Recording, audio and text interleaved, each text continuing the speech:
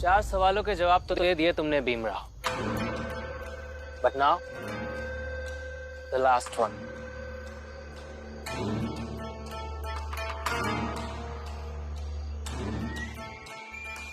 पांचवें और आखिरी सवाल का जवाब दो तो जानो, अभी तक भारत के इतिहास में सबसे ज्यादा संघर्ष करने वाले 5 लोगों का नाम बताओ, और तुमने उनके नाम क्यों लिए ये भी बताओ।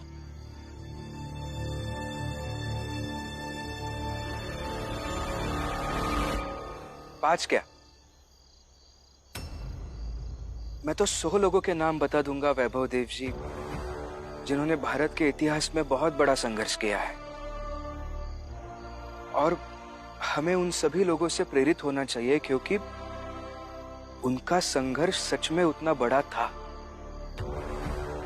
लेकिन वो नाम ऐसे है जो मैं जानता हूं, आप जानते हैं, ये जानते हैं, ये जानते हैं, सब जानते हैं।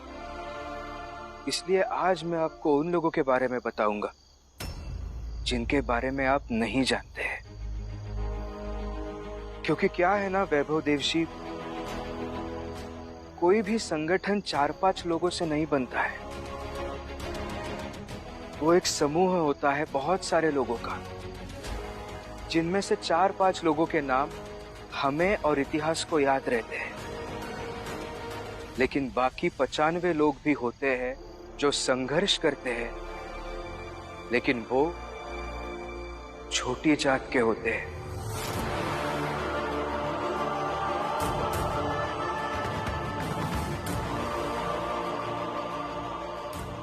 उनका नाम आपको कहीं पर भी लिखा हुआ नहीं मिलेगा, क्योंकि इतिहास तो वो लोग लिख सकते हैं ना जो पढ़ना लिखना जानते हैं। हमारी जात के लोगों को कहाँ पढ़ना लिखना आता है, तो कैसे लिखेंगे इतिहास।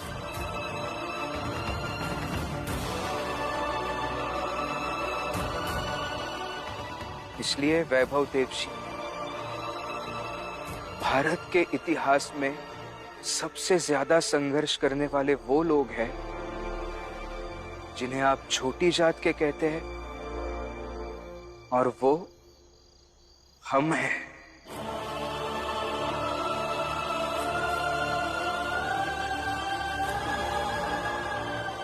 बड़ी जात के घर में बच्चा पैदा होता है तो ईश्वर का आशीर्वाद समझ लिया जाता है, लेकिन हमारे घर में बच्चा पैदा होता है तो समाज के लिए अभिशाप बन जाता है।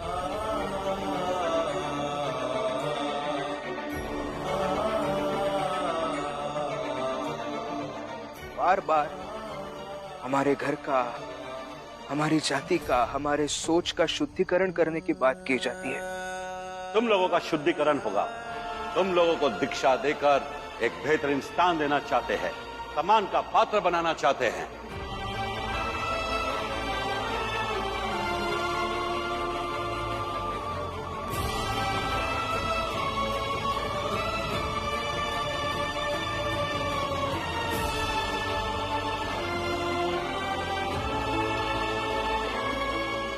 हमारे चलने से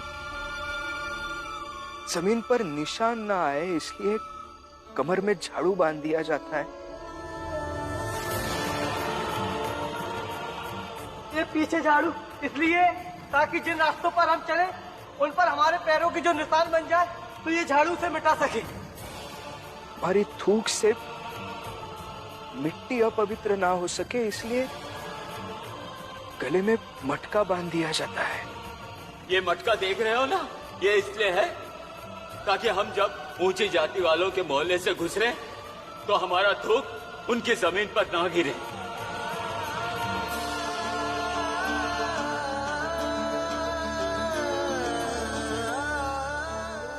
ईश्वर और धर्म से डराया जाता है हमें, लेकिन मंदिर में प्रवेश नहीं दिया जाता है।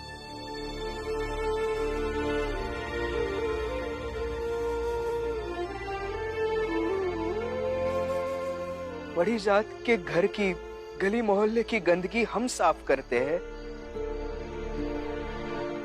लेकिन हमारे छूने से पानी गंदा हो जाता है।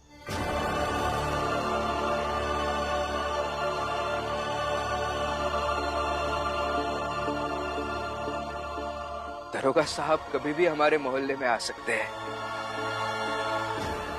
किसी को भी बिना वजह बिना सबूत के चोर कह के लेके जा सकते हैं। कोई भी हमारे मोहल्ले में आ सकता है, सामान उठाकर पटक सकता है, किसी को भी मार सकते हैं।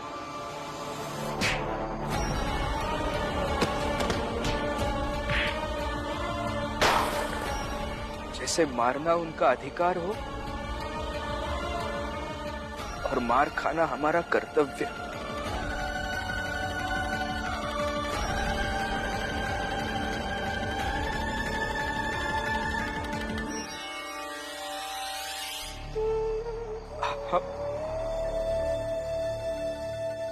हमारी आई मर जाती है तो जलाने के लिए जगह भी नहीं दी जाती है। इसे जलाओगे कहाँ? वहीं जहां हम लोग अंतिम संस्कार करते हैं। वहाँ तो हम नहीं जलाने देंगे। इस महिला की लाश अगर तुम वहाँ जलाए तो पूरे गांव का वातावरण दूषित हो जाएगा। जाओ, ले जाओ, कहीं और जाके जलाओ।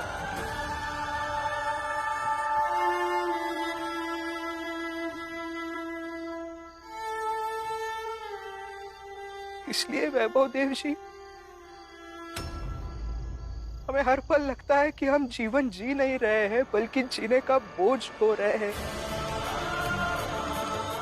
और वैसे भी समाज के लिए तो हम बोझ ही है ना।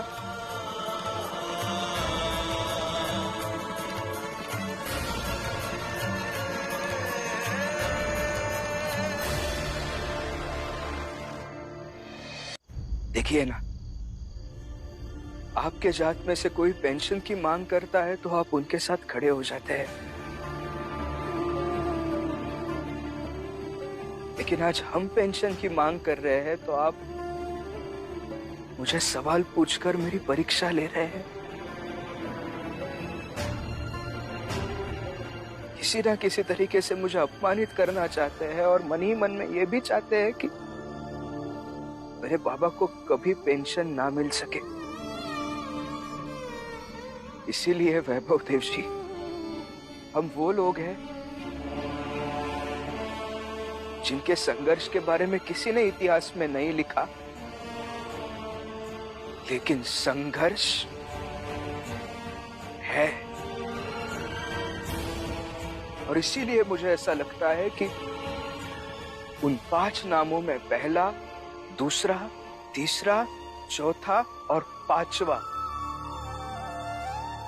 सभी नाम हमारी मतलब छोटी जाति के हैं।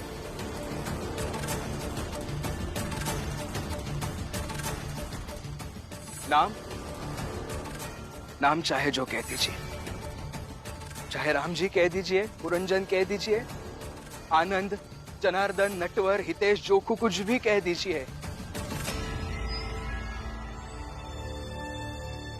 लेकिन छोटी जात के लोग हैं और संघर्ष है।